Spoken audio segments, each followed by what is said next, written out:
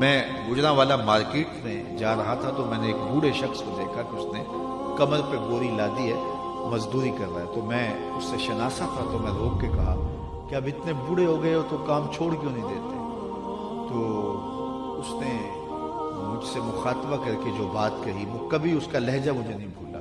ایسے اس نے بڑی اس کی سخت انگلی تھی اور پوری طرح اس نے ایسے کہا حضرت، اور ساتھ اس کی آنکھوں میں نمی تھی، حضرت ایک میری بیٹی رہتی جس کی ابھی میں نے شادی کرنی، تو پھر انشاءاللہ کام چھوڑ دوں گا۔ تو میں سوچ میں پڑ گیا، یہ باپ تو زندہ درگور کرتا تھا، آج یہ جھکی ہوئی کمر پہ بھی بوریاں لاد کے مزدوری کر رہا ہے۔ یہ بھائی تو قتل کر دیتا تھا، کل کوئی میرا بہنوئی نہ کہلائے، اور آج یہ فیکٹری میں اوور ٹائم لگا رہا ہے کہ میں بہن کے ہاتھ پیلے کرنے۔ بھائی کے سینے میں پیار کس نے ڈالا؟ باپ کے سینے میں محبت کس نے ڈالی؟ اندر سے جواب آیا، میلاد والے رسول۔ ام المومنین سیدہ عائشہ رضی اللہ تعالیٰ عنہ فرماتی ہیں، ایک حبشیہ خاتون آئی اور اس کی دونوں پہلوؤں میں 2 بیٹیاں تھیں۔ اس نے سوال کیا، میں نے سارا گھر ڈھونڈا لیکن اس کو دینے کے لیے کچھ نہ ملا۔ مال کے کونین ہیں گو پاس کچھ رکھتے نہیں، 2 جہاں کی نعمتیں ہیں ان کے خالی ہاتھ۔ اللہ اکبر۔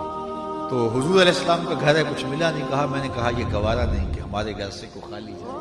میں نے پھر دوبارہ تلاش کی تو مجھے ایک چھہارا مل گیا، خشک کھجور مل گئی۔ میں نے وہ کھجور اس عورت کے ہاتھ میں رکھ دی تو اس نے اس کو 2 حصوں میں تقسیم کیا، آدھا ٹکڑا اس بیٹی کے منہ میں ڈال دیا، آدھا اس منہ میں ڈال دیا۔ خود بھی بھوکی تھی لیکن خود نہیں لیا۔ ام المومنین آپ دیدہ ہو گئے۔ حضور جب گھر آئے تو سب سے پہلی بات سلام عرض کرنے کے بعد یہی عرض کی، حضور آج عجیب واقعہ ہوا۔ ایک خاتون آئی، اس کے پہلوؤں میں 2 بیٹیاں تھیں اور وہ خود بھی شدید بھوک سے تھی اور اس کا پیٹ کمر سے چپکا ہوا تھا، لیکن میں نے تلاش کیا تو ایک کھجور ملی تو میں نے پیش کی تو اس نے حضور خود نہیں کھائی، آدھے آدھے ٹکڑے کر کے 2 بیٹیوں کے منہ میں ڈال دیا۔ تو آقا کریم نے فرمایا کہ قیامت کے دن اس خاتون کو جہنم کا حکم ہو گیا گناہوں کی وجہ سے، تو یہ بیٹیاں آڑ بن کے کھڑی ہو جائیں گے، اے اللہ ہم اپنی ماں کو جہنم میں نہیں جانے دیں گے۔ تو بیٹیاں ماں باپ کی بخشش کی زمان۔ امرأہ مردودہ حدیث میں آتا ہے، امرأہ مردودہ اس عورت کو کہتے ہیں جس کے شوہر نے اس کو طلاق دے دی، تو وہ پہلے کوئی اتنی خوبصورت نہیں تھی، پھر طلاق یافتہ بھی ہو گئی، اب معاشرے میں کون سے قبول کرے گا؟ پہلے ماں باپ نے بڑے جتن کر کے بڑی محنت سے شادی کی تھی، اب جہیز نہ لانے کی وجہ سے یا بدصورتی کی وجہ سے یا کسی اور وجہ سے طلاق دے دی گئی، اب وہ واپس باپ کے دروازے پہ آ کے بیٹھ گئی۔ اس کو کہتے ہیں عربی میں امرأہ مردودہ۔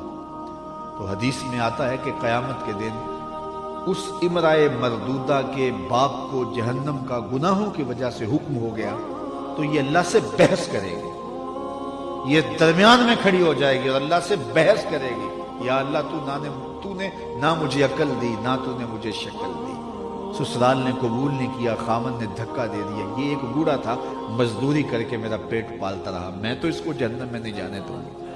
حدیث میں آتا ہے اللہ اس کی بات کو مان کر کے اس کے گناہگار باپ کو جنت عطا کر۔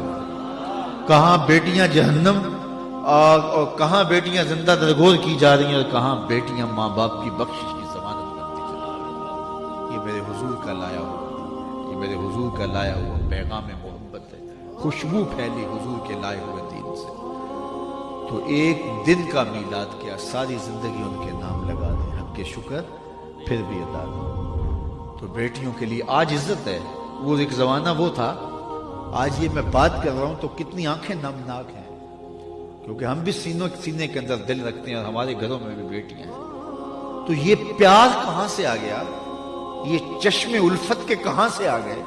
یہ تو بیٹیوں کو انسان زندہ کر کے درگور کر کے فخر کر رہا تھا، تو اب بیٹی کا نام اس کے دل کو قرار دیتا ہے۔ جب گھر میں جاتا ہے، یہ پچھلے دنوں کے اندر زینب کا واقعہ ہوا تو ہر شخص اپنی بیٹی سے لپٹ کے رویا اور اس کی عجیب کیفیت تھی، بیٹیوں کا پیار جاگا، عجیب محبت کا عالم تھا، اور پورا معاشرہ اس کے اندر ایک جو ہے وہ انگڑائی آئی اور بیٹیوں کے لیے محبت کے جذبات کس طرح ابھرے۔ تو یہ تو زندہ درگور کرتا تھا انسان، یہ پیار ملا کہاں سے؟